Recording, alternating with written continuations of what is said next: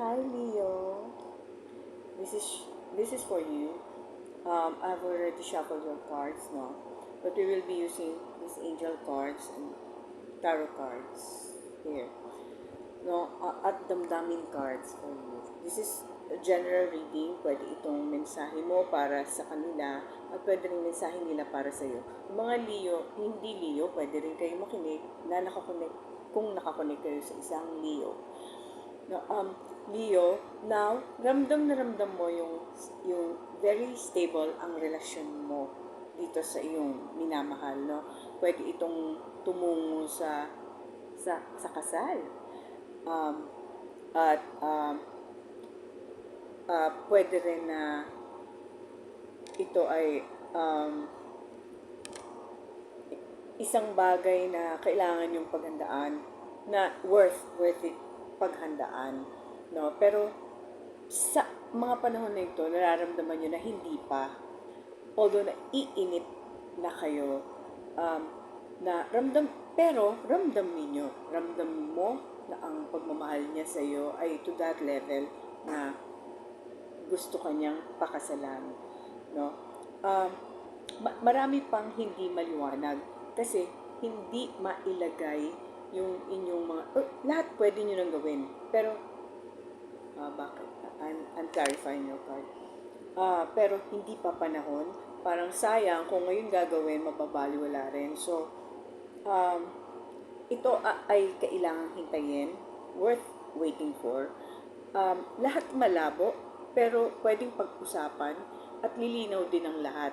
Habang naghihintay kayo, pag-usapan ninyo lahat dahil paramdam ninyo na pareho kayong umaasa na ito ay patungo doon na pagdating ng panahon, magiging magkasama kayo, magiging masaya kayo, kayo rin pala.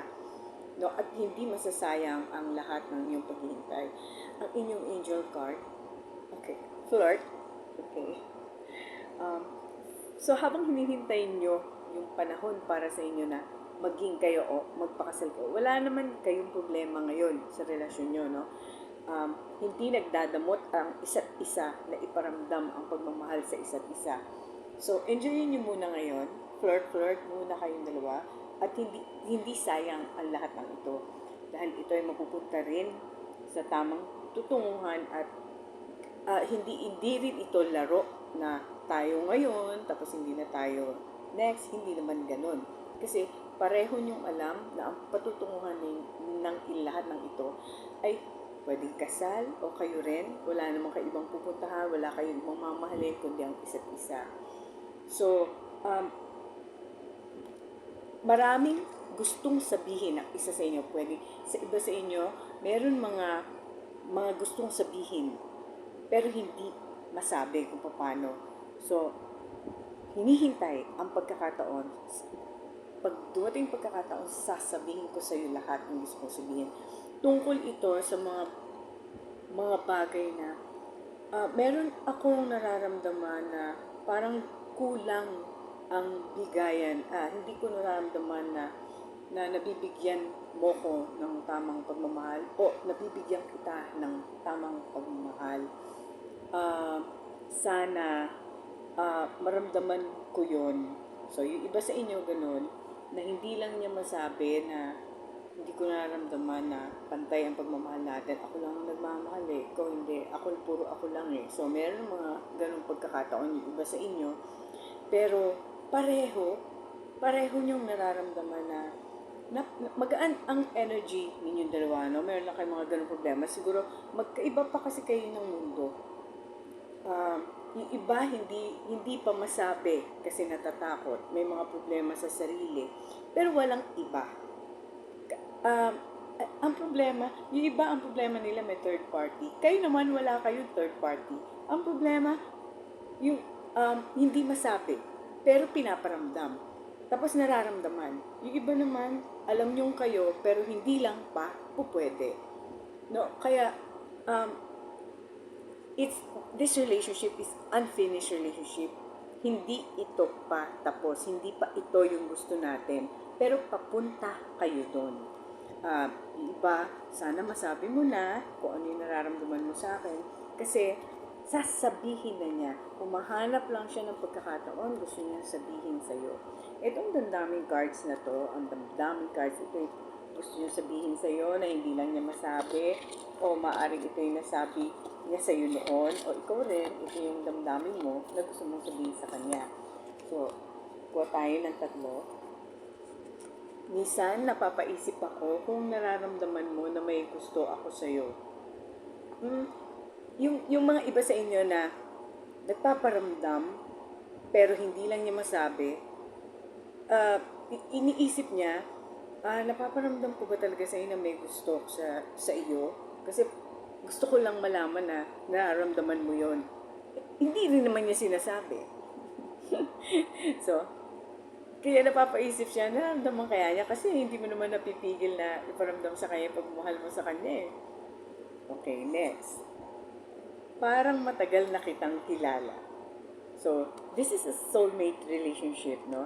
Nung una kayo, parang, ano na kayo, komportable talaga kayo sa isa't isa. Actually, wala nga talagang problema eh. Ang problema, hindi pa panahon, yung iba naman hindi masabi, pero lagi pa rin kayong nagbibigayan o hindi niya nasasabi pero napaparamdam niya. Tapos maliwanag sa'yo. Pero hindi mo rin sasabihin sa kanya na, ano naman kumahal mo ako, hindi mo rin sasabihin. Kasi gusto mo sabihin niya sa'yo. May magandang tao eh. Baka mamaya mali naman ako, pero nararamdaman naman talaga niya, mahal naman talaga siya. 3rd card. Naging masaya ako sa piling mo. No? Kasi itong relationship na ito na napatunayan ninyo na kayo ay para sa isa't isa kasi masaya kayo pag magkasama kayo. Ito yung saya na may kakaibang pakiramdam, special, na alam nyo na this is a romantic partnership, no? So Leo, ang lahat lang ng bagay ay pwedeng pag-usapan. Pwede nyo nga tanungin eh, kung malakas lang ang loob ng iba, may gusto ka ba sa akin? Pwede rin yon. Oo, yun. Mas gusto nila yon. Tanungin mo na lang sila kasi hindi nila masabi. Yung iba naman, siguro, pwede bang ngayon na natin gawin yung gusto natin gawin? Hindi nga pala pwede. O sige na nga. Lahat pwedeng pag-usapan at maging honest lang sa isa't isa. Parati ko sinasabi, no, lahat ng bagay ito ay energy lang. Kung meron tayong mga problema o naguguluhan tayo, magdasal tayo sa Diyos, no, para maayos natin ang lahat ng ito at papakinggan niya tayo. At para dun sa iba na hindi nila sila kasi natatakot din sila o meron din silang rules sa sarili nila.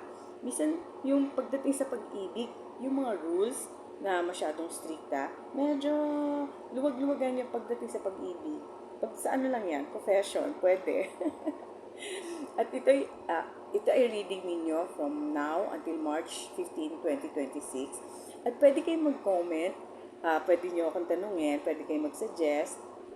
Sabihin nyo sa akin kung meron kayong gustong malaman. At sana'y nagustuhan nyo ito. At ako po si Roma Soledad. Salamat!